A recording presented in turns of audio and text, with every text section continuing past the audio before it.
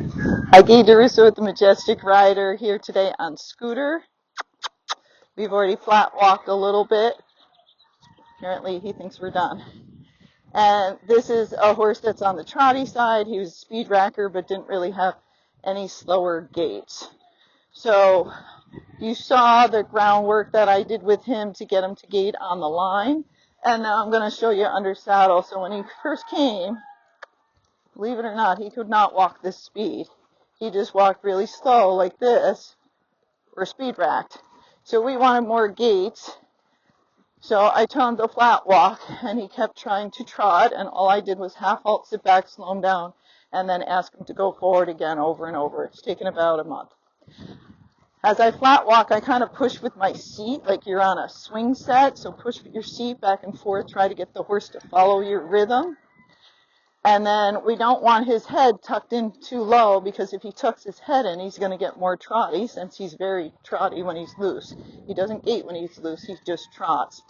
So we want to make sure that we're pushing but not lowering his head too much. Now I don't want it sky high either. We want him comfortable. So there he trotted a little bit, so you just saw what he did, and I just brought him back down. So you're trying to take them under the speed of the trot, and you have to be able to feel, which takes time, when are they going to start to trot, and you're trying to catch it before they actually trot, and that's when you give your half halt and lighten your leg. Okay? So this is his flat walk. Now we'll show you his back up. He's got a nice back up now. Back up is very important for all trail horses, should know how to do it. And then this is your turn on the forehand. Very important in case your horse ever tries to rear or you're stuck on a single track somewhere. So you want to make sure you know how to do those things if you're trail riding. Side passing is also helpful but not mandatory. But a good backup and disengaging their hindquarters, or what you call turn on the forehand, same kind of thing, is very important. So this is our flat walk again. I'm going to try to get it a little bit faster.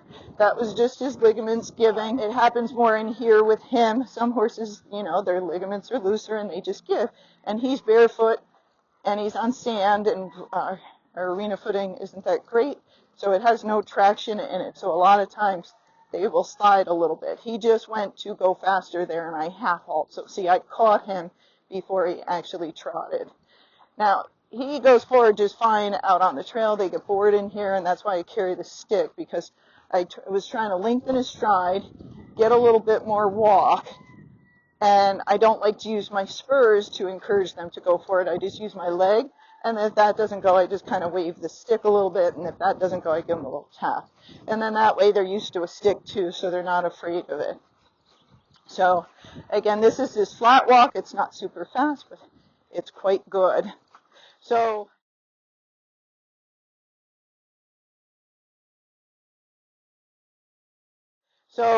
when we go on trail, he'll now do a running walk. In some places, he'll do a foxtrot, which is fine.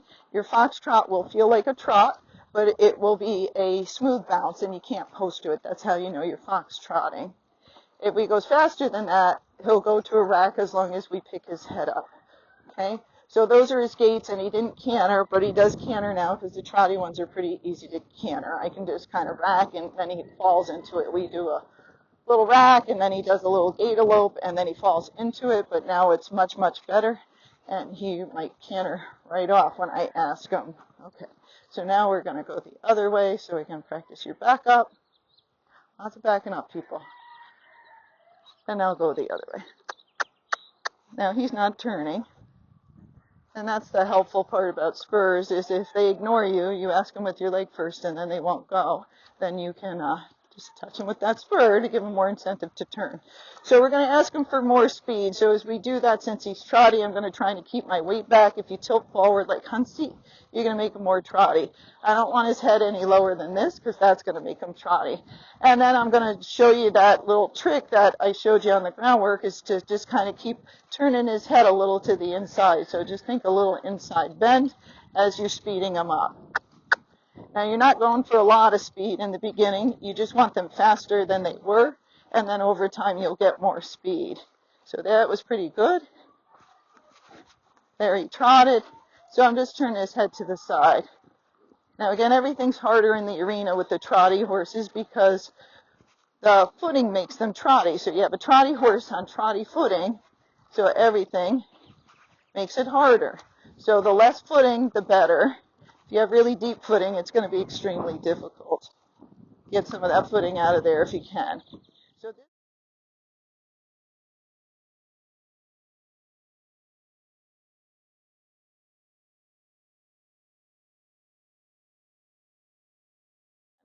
So this is faster than he was. It might not look faster to you, but it is. And I just kind of keep moving my seat back and forth with him and try to get him to follow my rhythm. You'll see he's kind of playing with the bit and doing stuff, and that's okay. Now, I have a wonder bit in his mouth that helps the trotty horses. I can still tuck their head in, but it gives them just a little elevation. I did ride him in a snaffle. He didn't do as well in the snaffle, and so this bit works better. So there he tried to trot a bunch of times, but I was trying to push him over with my leg because he was cutting in, and he thought, well, that just means faster. So the hardest part, again, is practice and keep asking for more speed. Okay? So, good job. So all of that was smooth. He used to just hit a hard trot when we did that. So now we're just going to do a half turn, which is the shape of a teardrop, and we're just going to go the other way. And then we'll try going faster after that. Now he does have a slow rack that he can do, and it's more comfortable now than it was before because he kind of felt like a washing machine before. Some of the real trotty ones, when they've taught them to do that stuff, you'll feel them really elevate their hind quarter up because they get a lot of hock action, and then they're kind of going up and down instead of forward, and they get much smoother as they go faster down the road. That's why the speed rackers like them like that, because they don't go that slow. But if you go slow, you want to know if that speed racking horse is really trotty. It might not have a slower speed that's comfortable for you, so you just may have to teach it. That's okay. So that's pretty good.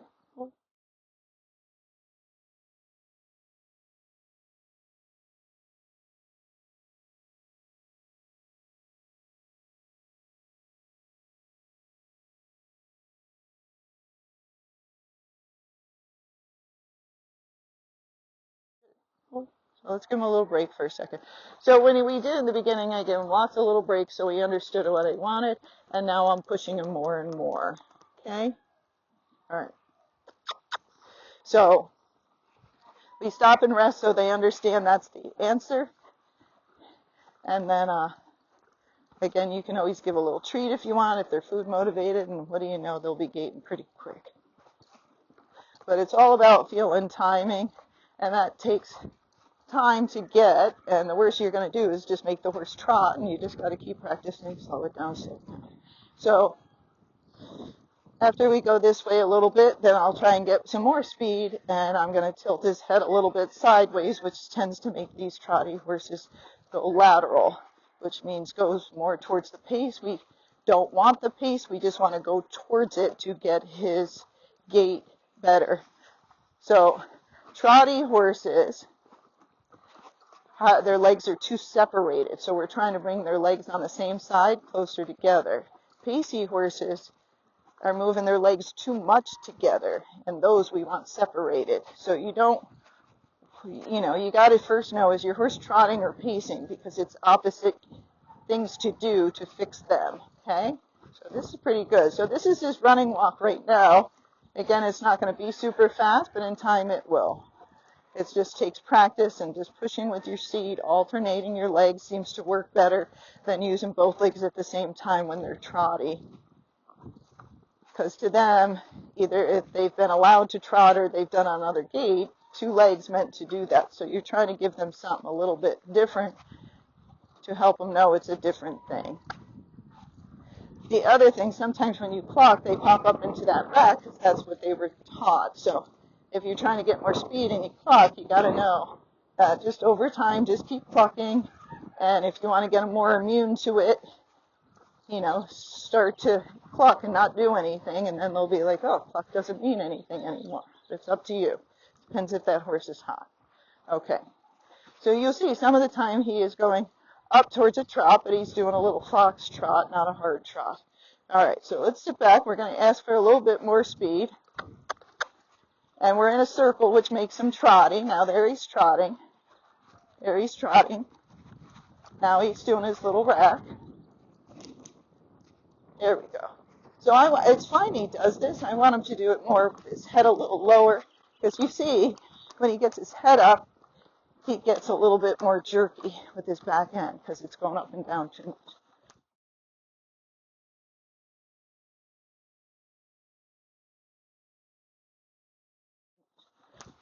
So I want to smooth it out, bring his head down a little bit more.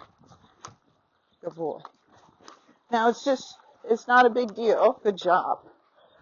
You just do it over time. You ask for more and more. Sometimes people don't even go that speed, so then it doesn't even make a difference. But if you're going to do it, you just want to know that as you go faster, if you bring his head down a little bit, but you don't let him trot, that will smooth him out. So let's try it again. So a little faster. So sitting back.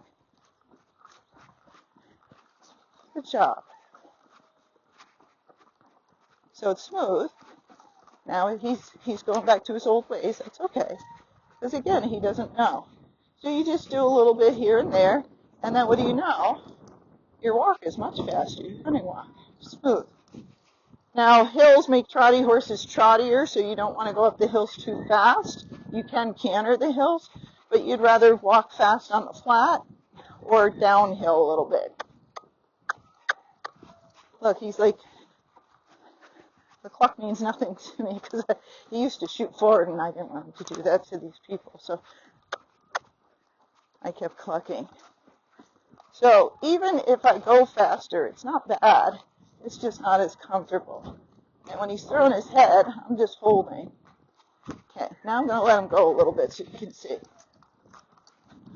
I made a video for an hour when he first showed up and the microphone didn't work. So see how I got that little wiggle, but it's a little much because in here it's more not as smooth as it is down the road.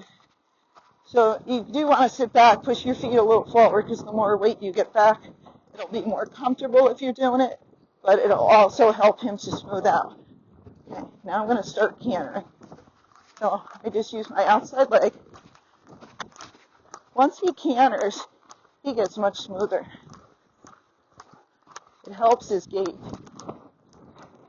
So you can try it with yours. It just depends. He doesn't canter that great this direction, but he can do it. Again, he couldn't canter a month ago, so it's quite good. Okay. Now let's go back to racking. So I'm just going to half halt, sit back, breathe.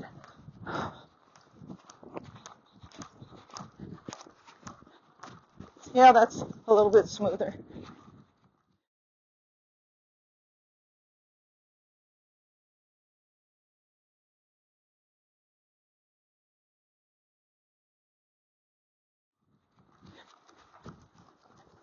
Now let's go back up to cantering again. So outside leg, canter.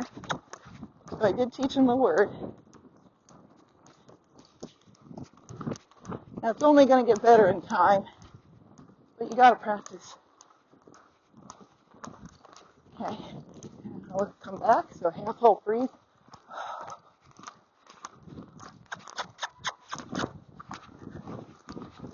So see, a little bouncy. He's doing the right gait. It's just that he's doing it. It's the speed rack with his head up and moving his hocks too much, and that's why it's jarring. So let's slow it back down.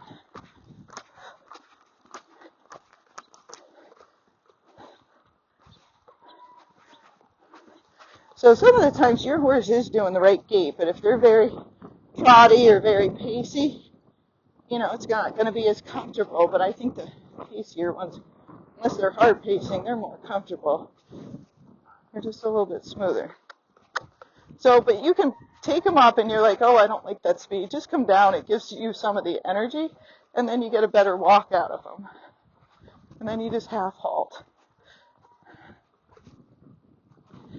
So again, he will do some foxtrotting on the trail here and there. He'll do it in this arena, but not that much. So let's try and go the other way. So another half turn. I use these terms so you understand start learning arena work, because I know a lot of you don't know it. So half turn just means turn to the inside, go back on the rail the other direction. Okay? Okay, so let's speed him up a little bit.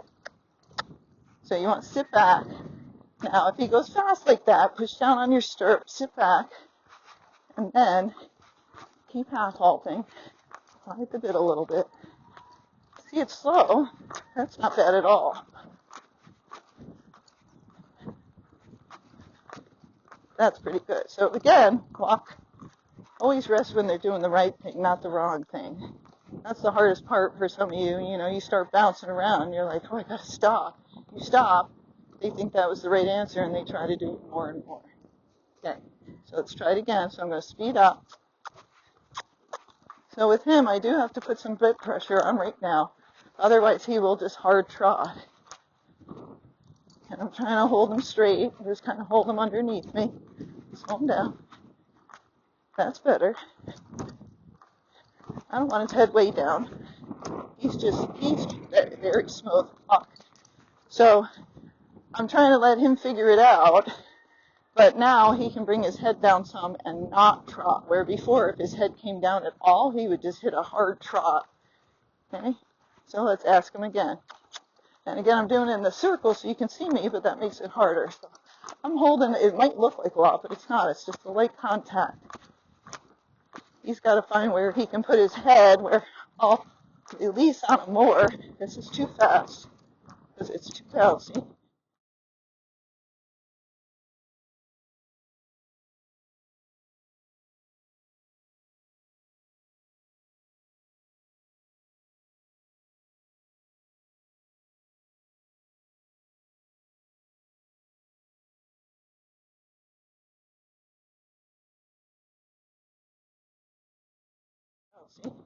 So I'm half halting.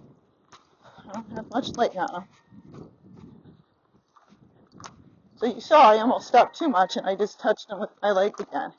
So it's hard. They don't know. He was taught slow and fast, so he's like, I don't get this middle stuff.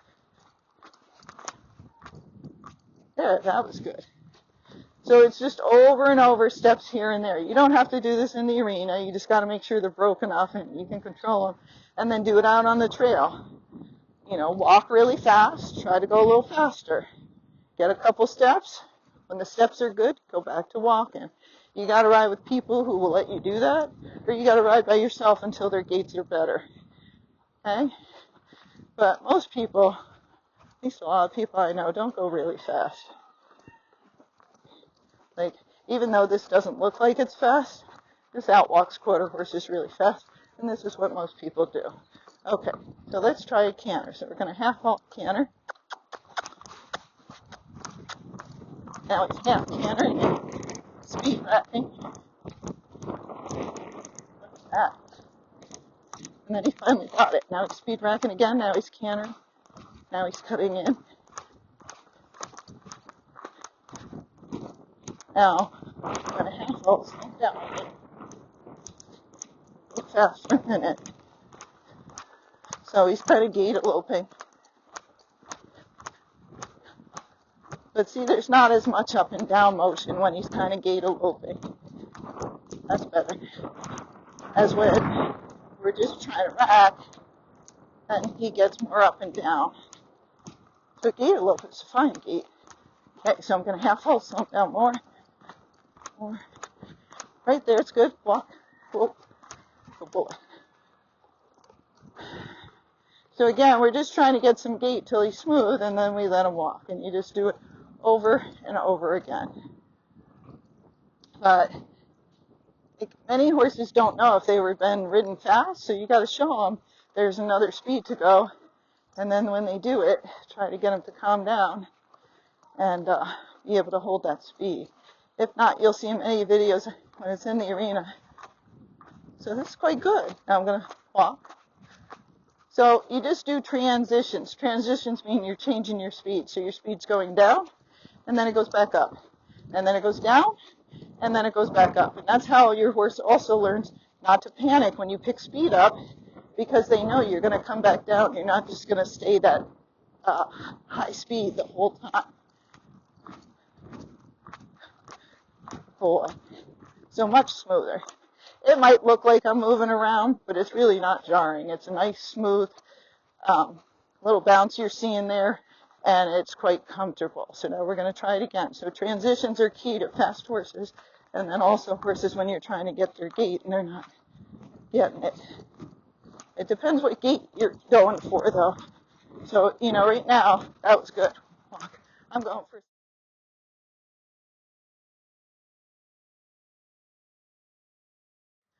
for saddle gait. When I started off in the beginning, it was a running walk. You're asking differently because it's a different gait, so I'm putting more leg on them versus the running walk I was pushing with my seat and alternating my legs. Now I'm kind of sitting back and I put a little bit of both legs on him. He kind of falls into the left this direction, so I hit him with that left leg. Now that was good. Good shot. All right. So now let's show them side passing. Side passing is important for your gaits. Your spurs can help you with this if they're ignoring you. Good boy. So not bad. He did it one direction and not so well the other direction. And you'll see he's playing a lot with the bit. This is a different bit for him. It takes them some time to adjust. So don't change things too fast. They have to figure things out. And once they get comfortable, usually the chewing or putting their tongue out, those things will stop. But you saw I just bumped him with my leg because he wouldn't go over. But if you don't give them time to adjust, you're constantly trying to find the right bit. But if they're trotty, a lot of times I'll use these wonder bits, or if they're putting their head too low, I'll use these wonder bits. If they're putting their head too high, I use more miler bits and things to help bring their head down because it helps my clients. I can ride them all in a snaffle, but you try to use things that help you, and a lot of the gaited horses, some love the snaffles and some don't. So I just try different things in their mouth, and I start them all in a snaffle, and if they're good and controllable, they stay in it. If they're not, or the owner can't control the horse or get its head down, then I use a bit to help the owner. All right, there's another trotty horse for you, and Scooter says over and out.